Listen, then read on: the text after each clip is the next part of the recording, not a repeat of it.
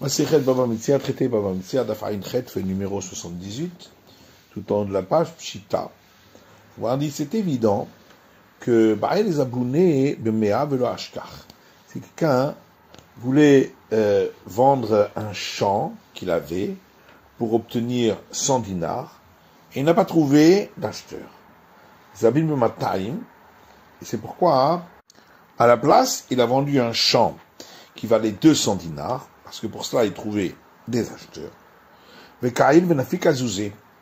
l'acheteur ne lui a pas tout payé, et le vendeur entrait et sortait chez lui pour recevoir le reste.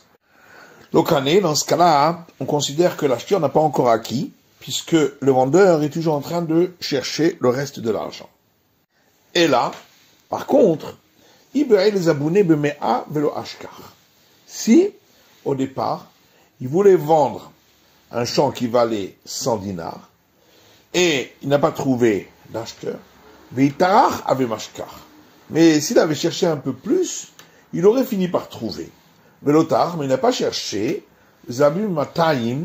alors il a vendu un autre champ qui valait 200 dinars, et l'acheteur ne lui avait pas encore tout payé, et le vendeur était encore en train de entrer et sortir de chez lui pour chercher le reste. Qu'en est-il dans ce cas-là? Est-ce qu'on va dire que, puisqu'il aurait pu vendre l'autre champ, il ne l'a pas fait, il a vendu celui-là, ça montre qu'il était intéressé par vendre celui-là au plus vite, et donc il est considéré que Mocher Sadehu Bipnera Atadame, comme celui qui vend son champ parce qu'il est de mauvaise qualité, et donc l'acquisition a été faite, holo ou pas. Tekou, et on reste sur la question. On a vu dans notre Mishnah, Sacha et Ahama et Akadar, que si quelqu'un il avait engagé un ânier ou un potier pour lui faire un travail, et que ce dernier revenu en arrière, l'employeur a le droit d'engager d'autres pour ce prix-là, pour que eux payent, au mat'an, ou de les tromper, en leur inventant une raison pour qu'ils travaillent pour lui. Et jusqu'à combien il peut engager et que l'employé doit payer pour ça. Rav Nachman dit jusqu'au prix où il voulait les employer. Rava et Rav Nachman. Rava a objecté à Rav Nachman. Voilà qu'il est écrit même jusqu'à 40 et 50 zouz. Il a répondu que cette braïta-là a été dite dans le cas où les employés avaient laissé à l'employeur leurs ustensiles, leurs outils. Dans ce cas-là, effectivement, l'employeur peut utiliser cela pour le paiement des employés qu'il devra prendre. Matitine, mission suivante. Si quelqu'un a loué un âne pour transporter de la marchandise, le Olicha Bahar, et celui qui lui avait loué cet âne avait donné pour condition qu'il ne conduirait l'âne que dans la montagne. Et il a conduit dans la vallée. Ou inversement, il lui avait donné pour condition qu'il le conduirait dans la vallée, il l'a conduit dans la montagne. Afilo Zoé Sermidin, Vezo et Sermidin, même si les deux chemins ont la même distance, c'est-à-dire la distance de 10 000, donc 20 000 coudées, 20 métas, et l'animal est mort dans le chemin. Hayav, celui qui a loué l'animal, a l'obligation de payer puisqu'il n'avait pas réalisé les conditions. Si quelqu'un avait loué un âne pour le faire marcher dans la montagne, il l'a fait marcher dans la vallée. Si l'animal a glissé et à cause de ça il est mort, pas tour, celui qui l'avait pris et dispensé de payer, parce que dans la montagne il y a encore plus de risques de glisser. Et si l'animal est trop chaud, c'est pour ça qu'il est mort, Chayav, là il devra payer parce que dans la vallée il fait plus chaud que dans la montagne. S'il avait donné pour condition de le faire marcher dans la vallée, il l'a fait marcher dans la montagne. Si l'animal a glissé, il est mort, alors celui qui l'avait loué doit rembourser. S'il a eu trop chaud, pas tout, il est dispensé parce que dans la vallée, il fait encore plus chaud que dans la montagne. Par contre, si c'était à cause de la pente du chemin dans la montagne, dans ce cas-là, il devra rembourser. Si quelqu'un a loué un âne et il a perdu une partie de sa vue, c'est un garia, ou qu'il a été confisqué pour les travaux du roi, celui qui l'avait loué à l'autre peut lui dire, tu as ce que tu as devant toi. Il n'est pas responsable. Par contre, Meta, si l'animal est mort, Nishbera, ou il s'est cassé une patte et ainsi il ne peut plus le faire travailler, Hayav, l'Amid Hamor, il a l'obligation de lui trouver un autre âne pour pouvoir le faire travailler. Gmara. La Gmara dit, de l'Okamefalek. Pourquoi y a-t-il donc une différence dans la Mishnah, entre le début de la Mishnah, qui ne fait pas de différence lorsque l'animal est mort, si c'était dans la montagne ou dans la vallée. Dans tous les cas, s'il n'avait pas suivi le contrat, il doit rembourser. Le Machina Sefat des Kamefalik. Alors que dans la suite de la Mishnah, on fait une différence pour savoir si, effectivement, c'est à cause de la montagne ou de la vallée que ça lui est arrivé. Amré de Rabbi Yanai, les disciples de la maison d'études de Rabbi Yanai ont dit, Reisha, Shemeta Mahmat Avir. Dans le premier cas de la Mishnah, on parle d'un cas où l'animal est mort à cause de l'air, parce qu'il n'était pas habitué.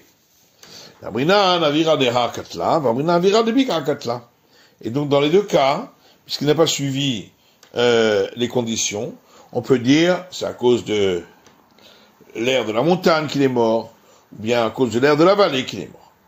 Rabbi Bachanina donne une autre explication. On parle d'un cas où l'animal est mort parce que il était trop fatigué, et donc on peut considérer parce qu'il l'a pas mis, il l'a pas mené dans un endroit qui était l'endroit où il devait le mener normalement. Rabba Amar, Rabba dit que quand j'ai Kisha Nachash, on parle d'un cas où c'est un serpent qui l'a mordu. C'est pourquoi il est mort, parce que s'il l'avait pas amené à cet endroit, mais il l'avait amené à l'endroit où on lui avait demandé de l'amener, dans ce cas-là, il n'y aurait pas eu cela.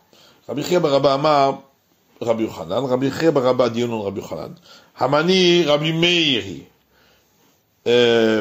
l'auteur de la Mishnah, ce qu'elle dit au départ, dans le premier cas, c'est Rabbi Meir, qui dit que tout celui qui transgresse la demande de celui qui lui a loué, Nikra Gazlan, considéré comme un voleur. Et c'est pourquoi, dans tous les cas, il doit rembourser. Alors que la suite de la Mishnah suit l'avis des sages qui ne pensent pas ainsi. Et la Gemara dit, hey Rabbi Meir, de quel enseignement de Rabbi Meir s'agit-il? Il est ma Rabbi Meir de Tzaba. Si, il va dire, c'est l'enseignement de Rabbi Meir concernant celui qui teint. Dit Nan, puisque dans une Mishnah, il est dit, si quelqu'un a donné de la laine à un teinturier pour la teindre à d'homme en rouge, ou soit au shachor, et il la teint en noir, shachor ou soit au adom, ou bien il lui avait demandé de la teindre en noir et la teinte en rouge. Rabbi Meir Omer, notenlo de Metzamro. Rabbi Meir dit que le teinturier doit rembourser à celui qui a donné la laine le prix de cette laine. Rabbi Yehuda Omer, alors que Rabbi Yehuda lui dit,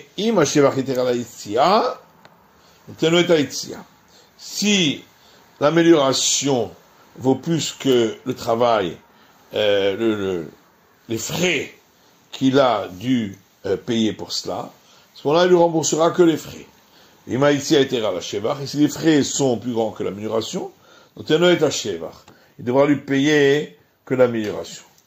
La Gemara dit Mimai, qui te dit que notre Mishnah irait d'après cet enseignement de Rabbi Meir?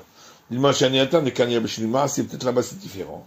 Parce que il a acquis cette laine en le transformant par un acte, et c'est pourquoi il doit lui rendre le prix de la laine. Ce qui n'est pas le cas chez nous, où il n'y a pas eu d'acquisition.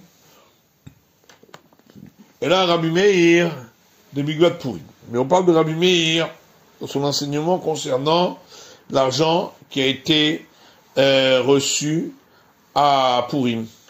Tania, quand on regarde une raïta, Mikvat Purim, les Purim. L'argent qui a été reçu à Purim pour les pauvres doit leur être donné uniquement pour les besoins de Purim. Mikvat Tahir, lo Tahir. L'argent qui a été reçu pour les pauvres d'une ville, c'est uniquement pour ceux de cette ville. Ven medagdekin bedavar, mais on ne fait pas très attention à être véritablement méticuleux là-dessus. Aval, okrim et agalim, shochatin, vochinotam. Et donc on a le droit d'acheter des veaux avec cet argent et de les abattre rituellement. Et ensuite que les pauvres les mangent. Et le reste de la viande ira pour la caisse de charité. Rabbi Eliezer Omer, Rabbi Eliezer dit, Mikvat Purim le Purim, ce qui a été reçu pour Purim doit être gardé pour Purim. Et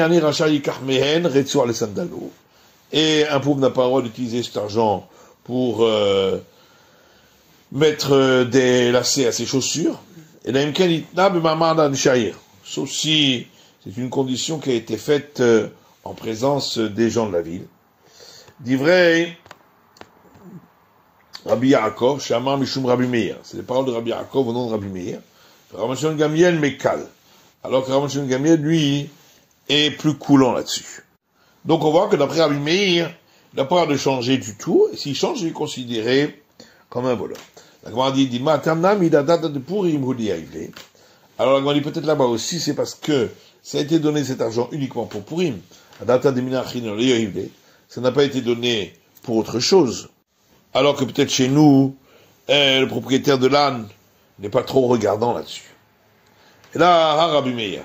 Mais en vérité, il s'agit de cet autre enseignement de Rabbi Meir, Tania, parce qu'il y a une braïta qui dit, Rabbi Shimon el-Hazar omer mishum Rabbi Meir.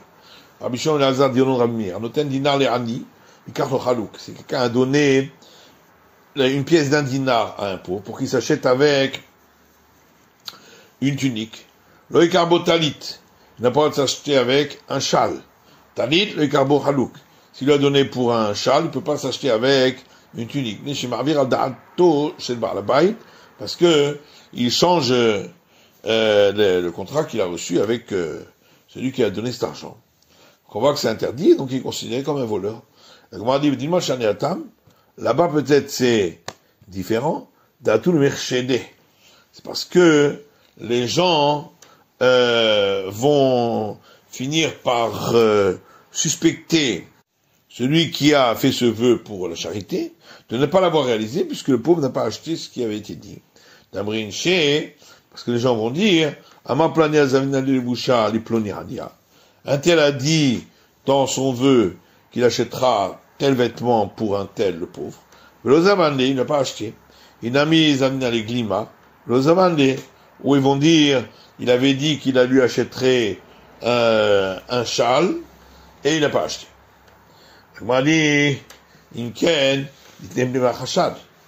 Dans ce cas-là, Rabbi Meir aurait dû dire explicitement que c'est à cause de la suspicion. Pourquoi il a dit? Parce qu'il a transgressé ce que voulait celui qui a donné l'argent.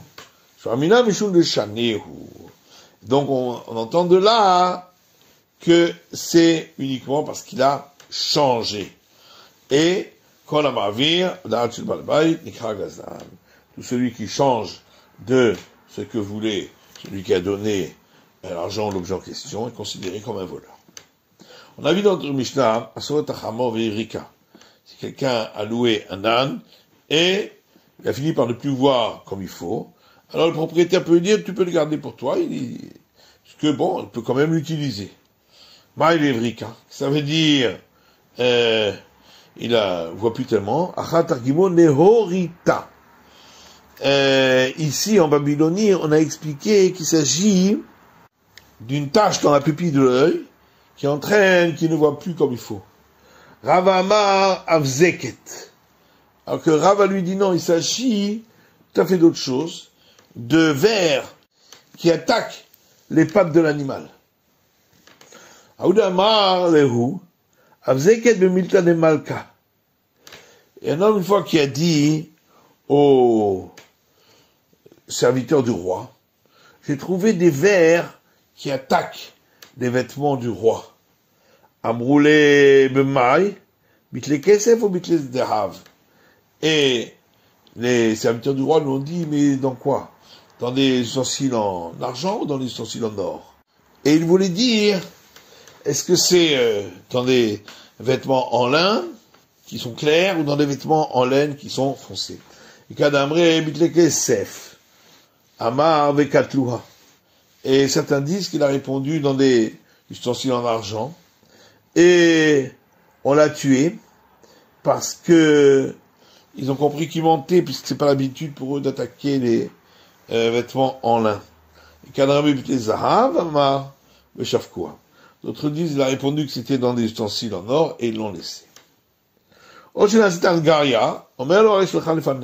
vu dans notre Mishnah que si l'animal a été confisqué par le roi pour son travail, eh bien, celui qui a lu l'animal peut lui dire, ce qui est à toi est devant toi. Il n'a pas besoin de trouver un autre. Rav dit, ça a été dit seulement dans le cas où ça a été confisqué pour un temps donné et ça va être rendu. Mais si ça a été confisqué pour un temps définitif, alors il a l'obligation de lui donner un autre âne. Shmuel lui dit,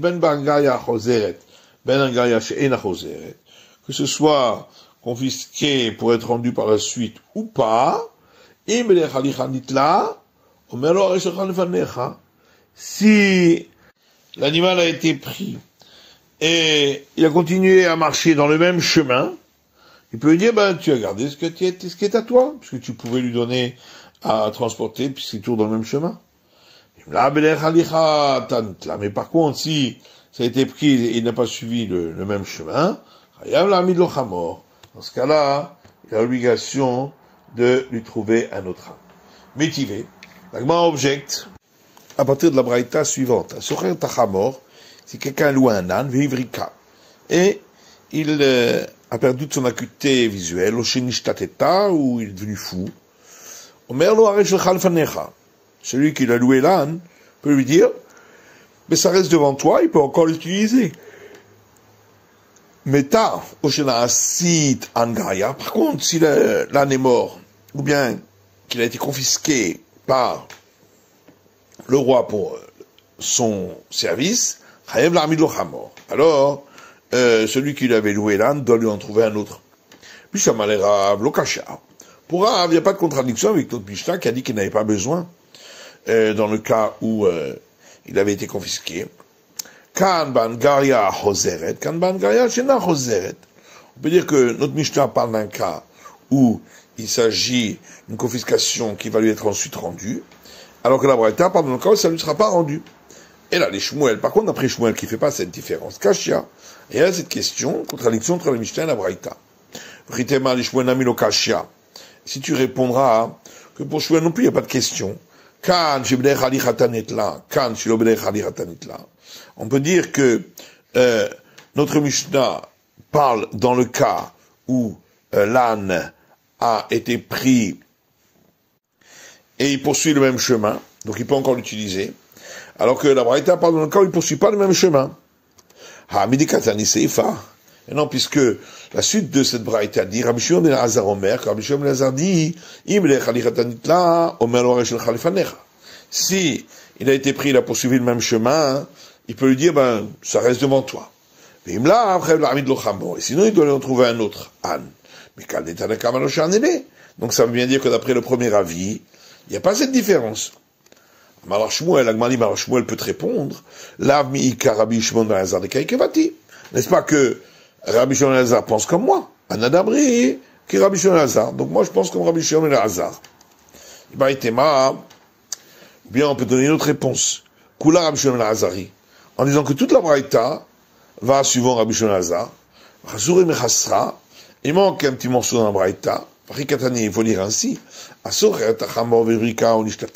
Si quelqu'un a loué un âne et il a perdu de son acuité visuelle ou est devenu fou, celui qui lui a loué l'âne peut lui dire, elle est toujours devant toi. Meta, s'il est mort, ou s'il a été confisqué par le roi, il doit lui remplacer par un autre âne. Et ça, c'est seulement dans le cas où ça a été pris, il ne suit pas le même chemin. Mais s'il suit le même chemin, il peut lui dire que tu gardes ton âne qui est ainsi devant toi. Tiv Rabbi Shimon ben Elazar, c'est l'avis de Rabbi Shimon ben Elazar. Shaya Rabbi Shimon ben Elazar Omer, puisque c'est ce que Rabbi Shimon ben Elazar disait. Im ben Chilucha Nitla, s'il a été pris, il continue le même chemin. Omer loa shel Khalifanecha, il peut lui dire, il est toujours devant toi.